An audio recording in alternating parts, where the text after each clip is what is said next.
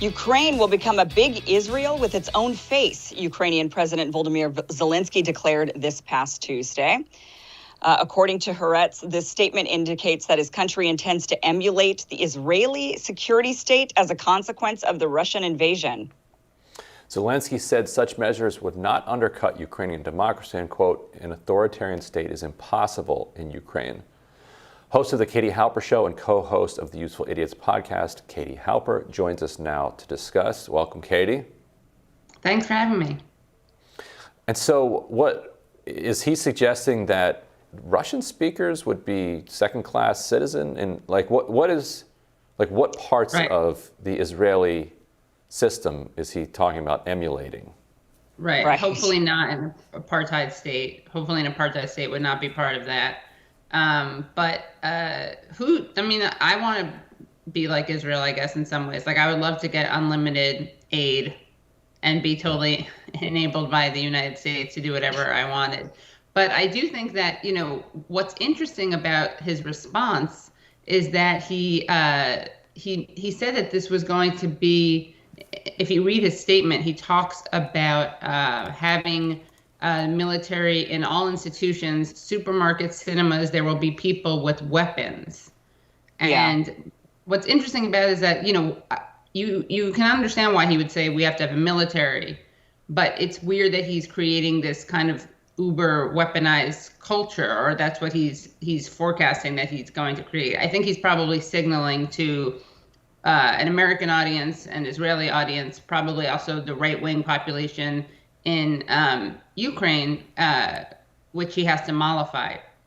So it is a kind of weird way to frame it. Again, imagining people walking around with weapons in supermarkets and cinemas, which I guess you can do here in the United States, an open carry state. But I wouldn't be too spooked with people just having weapons. But what I suspect he means is perhaps the compulsory military service aspect of it, which is not aspect that Israel has that, right? And I is not something I would want here or in any nation, frankly. Yeah. I mean, it's interesting because he's overtly saying it's not going to be a kind of liberal democracy that they see in Europe. And he said in his statement that it's not going to be Switzerland, it's going to be Israel. So he's obviously doesn't want neutrality. And I think, if you think of the optics of this, Israel it works for many levels, because it also is, the Israel likes to present itself as this plucky underdog and kind of a David and Goliath story. Now, I don't know if Zelenksyy also plans to settle areas or, construct illegal settlements or colonize anyone. I'm hoping that that's not part of his vision, vision board. Yeah, I mean, Ukraine's also been frustrated with Israel because Israel has, pretty much maintained fairly warm relations with Russia throughout this, and has refused to send. The U.S. requested that they send the Iron Dome to Ukraine, and Israel said, "Nah, I think we'll probably just not do that." Yeah. And so I wonder if he's tweaking Israel a little bit, because Israel's kind of number one talking point is that, how dare you criticize the only democracy in the Middle East, which they always leave out Lebanon, which has lots of elections and is a democracy. Tunisia. And they leave out. They're the quote unquote the only democracy in the Middle East. Nothing can undermine that claim. And so, do you think he's sort of subtly saying you're not actually a democracy? Switzerland's a democracy. We're going to be more like you. Yeah, that's interesting. That's kind of, I don't know I feel like that suggests that he's more critical of Israel than he actually is, or more pro-democracy than he actually is. But I do think maybe he's trying to present, obviously he's Jewish and Israel is, would support, I think, at least in theory, right? They're supportive of a Jewish president. And there's, he gave some interesting speeches where he was trying to, as we know, a lot of people are comparing this situation kind of to World War II. They're trying to suggest that Putin is this Hitlerian figure. So I think there's also a lot of that kind of throwing back to World War II, the Holocaust. He said some interesting things to the German parliament about that, kind of suggesting that, they had to support Ukraine to make up for the Holocaust and World War II. Yeah, I think he's just saying stuff to get sympathy. I mean, his analogy doesn't even make logical sense at all. It's kind of, does he believe that, to compare Ukraine to Israel, does he believe that the Ukrainians would be the Israelis or the Palestinians? That's my first question on that, because if he thinks he's the Israeli side of it, then they're the ones in power. They're the ones in charge. So they're the ones that actually have the military that is at the checkpoints, that is in the theaters. They're the ones with the militarized, that have militarized. But that seems odd to me, because it seems like Russia would actually be the ones that would be more in charge, like they would maybe occupy. And that to me seemed like it made more sense to say, well, we're going to be occupied. And the Russians are going to be here, and they're going to be checking us, and they're going to be militarizing our country, and we're not going to have. So to me, it was like the strangest. Clearly, he was just saying it, like you said, to get sympathy. There was really no actual parallel. But the problem is that I'm sure there's a bunch of Israelis sitting there thinking, like, well, which is he? Does he think he's would the Ukrainians be the Israelis or the Palestinians in this?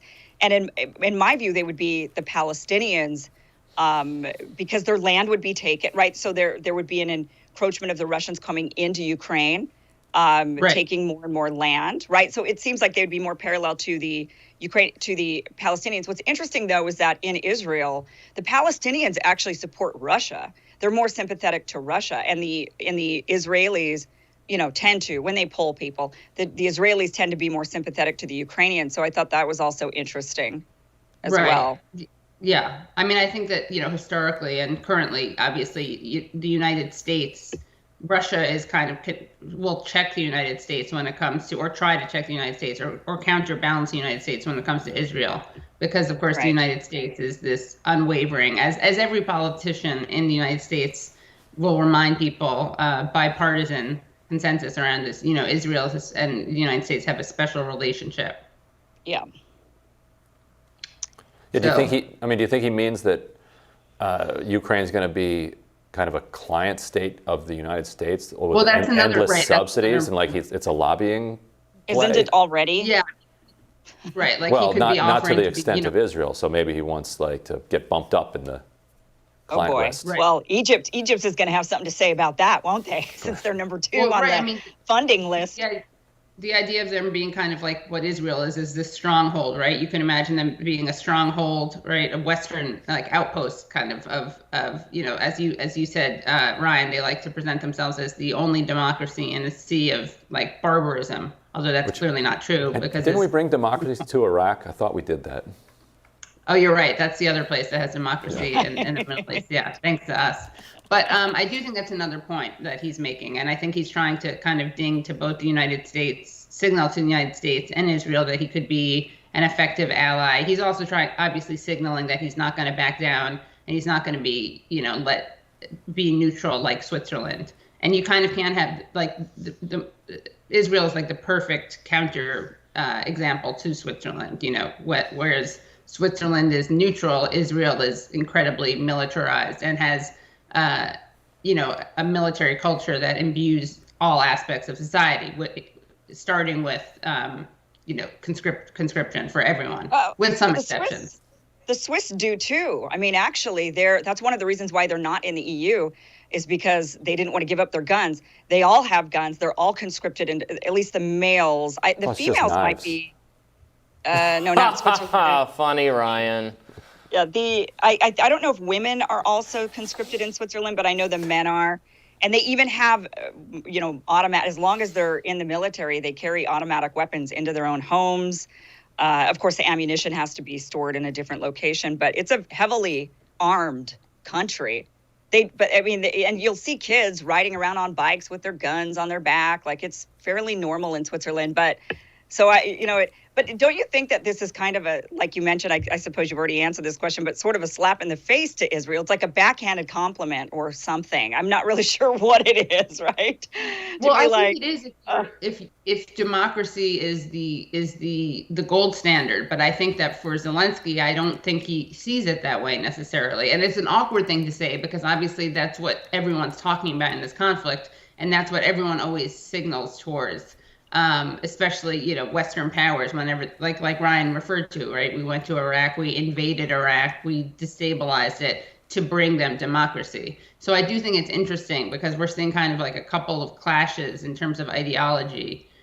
Because Israel, of course, which likes to, as we said, presents itself as this unique democracy in the Middle East. Also, they don't say, what's interesting is that they don't say this part out loud, right? I think they probably don't appreciate being compared to not totally a democracy, since that's so much their shtick, if you will. But I don't know, honestly, if Zelensky realizes that or not, because I do think he's trying to cozy up to Israel. So Well, maybe he's just trying to get them excited.